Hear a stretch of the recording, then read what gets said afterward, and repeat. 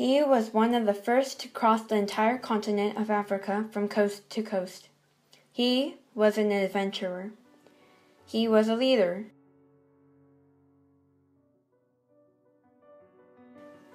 He was David Livingstone.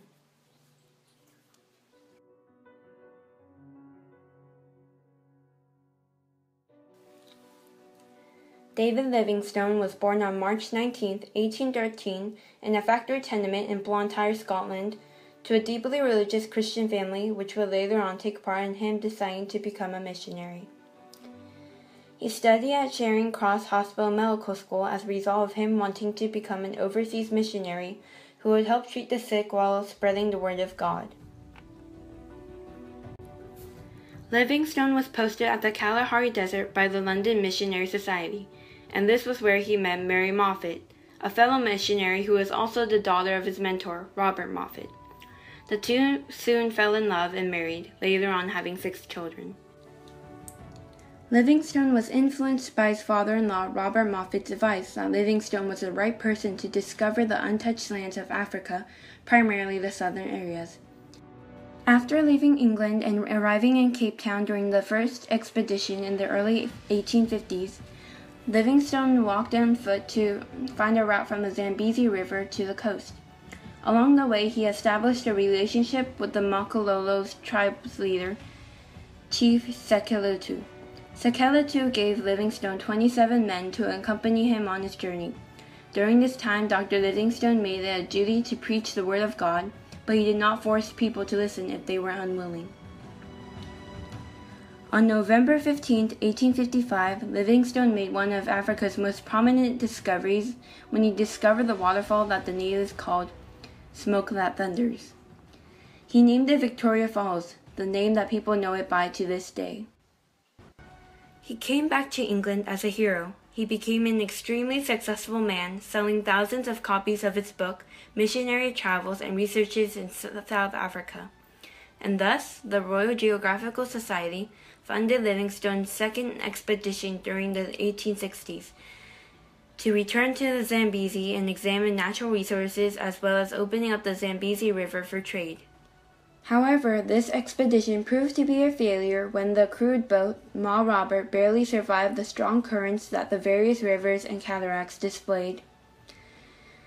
Livingstone's team, however, did discover an array of large lakes that are still famous to this day, such as Lake Malawi. But in the midst of collecting natural samples and charting new geographical features, the expedition team started to inevitably break apart. Some were forced out of the expedition, and others died or wandered off on their own. This expedition was seen as a failure in the eyes of the Royal Geographical Society. The RGS ended the expedition and ordered Livingstone to return home.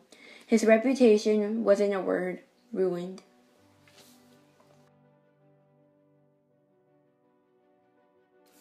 However, although people started to relate him with negative ideas, Livingstone self-funded another expedition to return to Africa. This expedition was specifically targeted towards finding the source of the Nile River.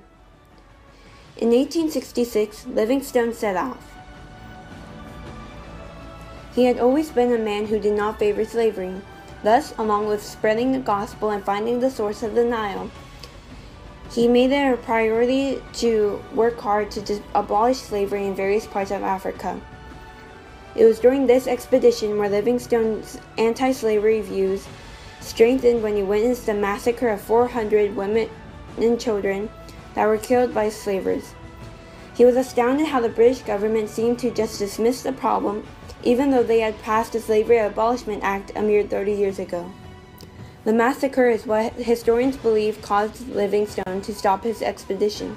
Soon after his Nile expedition came to a close, Livingstone lost contact with the outside world for nearly 6 years. During this time, he suffered from diseases and his health began to deteriorate quickly. People feared that he was dead until a journalist from the New York Herald named Henry Stanley left in search of Dr. Livingstone. Henry found Livingstone on the shores of a lake and greeted him with the infamous words, "Dr. Livingstone, I presume?"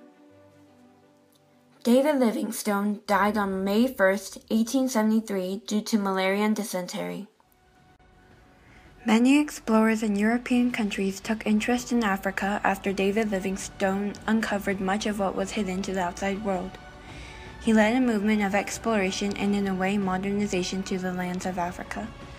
Dr. Livingstone also encountered various tribes and established peaceful relationships with their leaders, unlike those before him.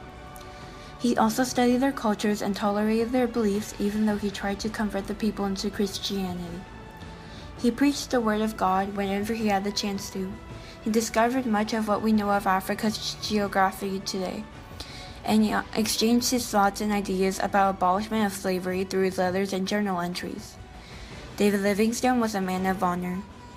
He was certainly one who deserved to hold the title of Africa's greatest missionary, because his dedication and achievements will never be forgotten.